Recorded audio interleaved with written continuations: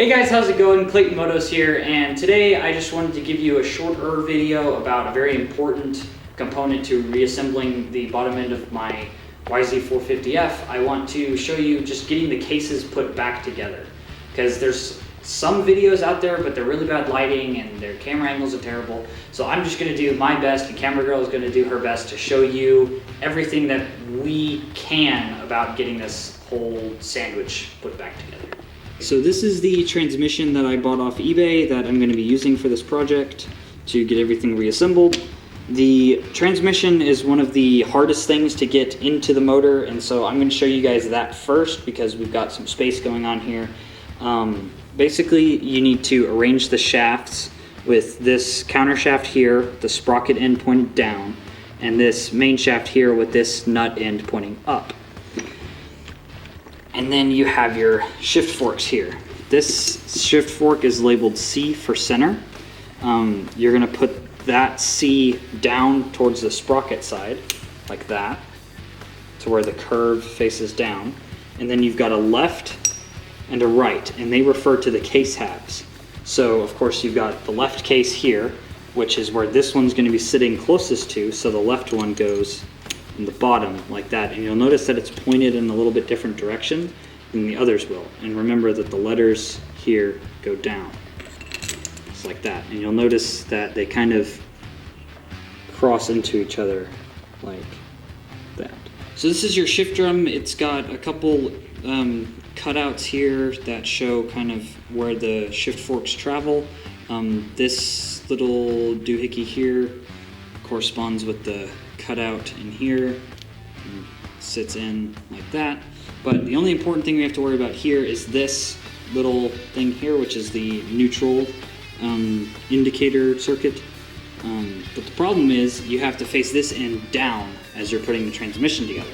So the only way to get it to stay is to apply grease to the spring and the little follower here. It helps if when you're applying the grease to this that there's no oil on it, because grease does not like to stick to oil. Now I'm just going to give a quick demonstration of where everything is going to go, just in case this next section doesn't turn out exactly how I want it to.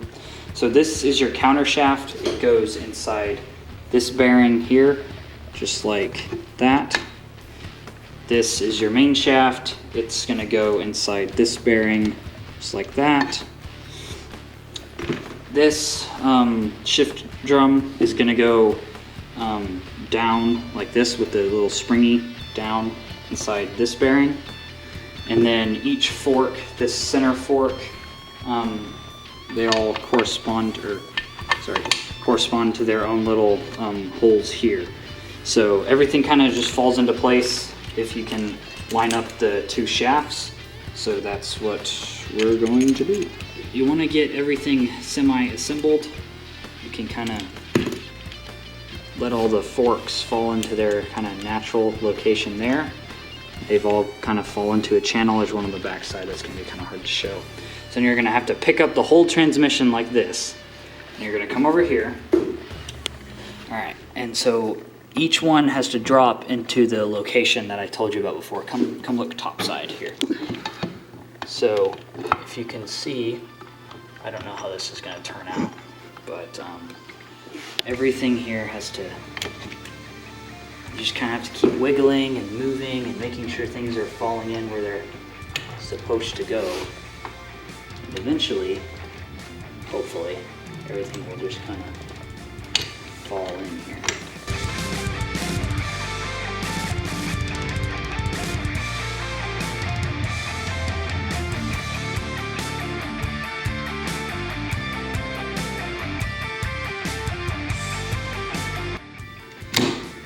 And you want to listen for really good sounds. So what you're going to do now, after you think everything's gone into place, is you're going to give everything a quick spin. There shouldn't be any binding. Some noise is okay because these gears are all dry. And then, so look down inside here and see how that gear is flush with the... with the bottom of the case. Ish. He left. So if you look in here, you can see how that gear is flush with the case. It's right down on that bearing. And then the shift drum is flush with just a little bit of gap. Okay, because the flat part of the shift drum is lower than this little cutout. So it's just gonna be a little bit raised up. And then a really easy way to check the counter shaft is to flip the whole thing up like this. And you wanna see the ends of the sprocket, where the sprocket go, pointing out like that. So let's move on to getting the crankshaft installed. Gotta keep your crankshafts cold. Okay, so if you freeze the crankshaft, sometimes you can get this to contract enough to just fall into the bearing here. Like it's trying to do, but looks like it's gonna stop right there. So instead of forcing it, we're gonna use this Tusk crankshaft puller and installer tool here, and get every. Oh my god, I'm not this gonna thing again. I'm not gonna give you all a demonstration on how to set this thing up because I'll end up throwing it. So I'll get back to you in a second.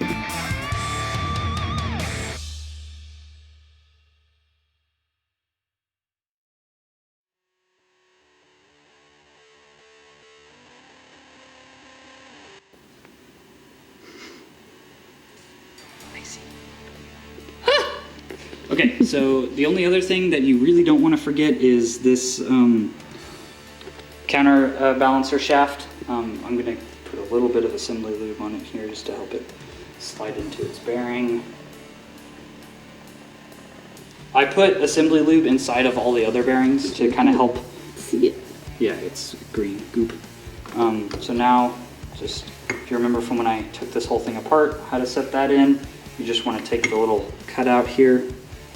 See that? And you just want to put that up against the crankshaft, and then it should drop in and it should spin freely. Okay, so now there's just a couple more incidentals here. The oil screen here, there's a gasket that drops down in there, and then there's a little doohickey there, and I'm installing this on the wrong side. That washer does go, or that O-ring does go right there, but this goes actually on the other case. Right there. And that Torx spec is 7.2 foot-pounds. Special paper towels, but I don't know where that is. So I'm just gonna put some acetone on a rag here. I'm gonna wipe up any residues on this gasket surface here. And his oily face. So this is Permatex's Moto Seal. They're specially designed for small engine uses. They don't come with these nozzles, so I would recommend getting like a high temperature gasket sealer to go along with it, just so you can get the nozzle. So what you're gonna do is you're just gonna lay down a bead around this case, around this whole section here, and I'll show you where we put it.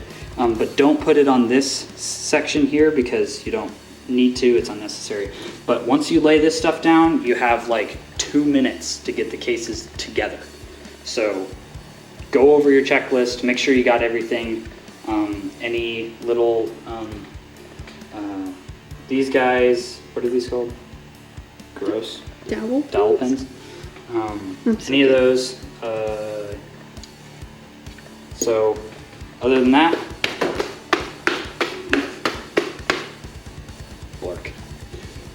this one goes there. Don't forget that one.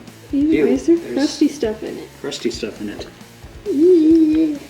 Okay, so I've got the Moto Seal here. We're gonna just apply bead around the entire light coating. Well, there was some blockage. There was some blockage, so it kind of gooped out. Okay, and then after you go that way, just flip it around because you want to pull everything. You don't really. I see. Yeah. You don't really want to push it. Because I feel like it would clump up more. Yeah, exactly. So after you get that done, and around the whole thing. You're going to take just your finger and you're going to dab it all across the surface. Dab it. And then take a towel or a rag or something and just wipe up anything that kind of fell into the cases. So as you can see, I skipped a couple areas. I didn't go around this whole thing here, or right here. There's actually a passageway, Oh, I see. like right here, that I don't want to get at. So once again, I'm just going to make sure this other case is clean. So now we're going to take the case,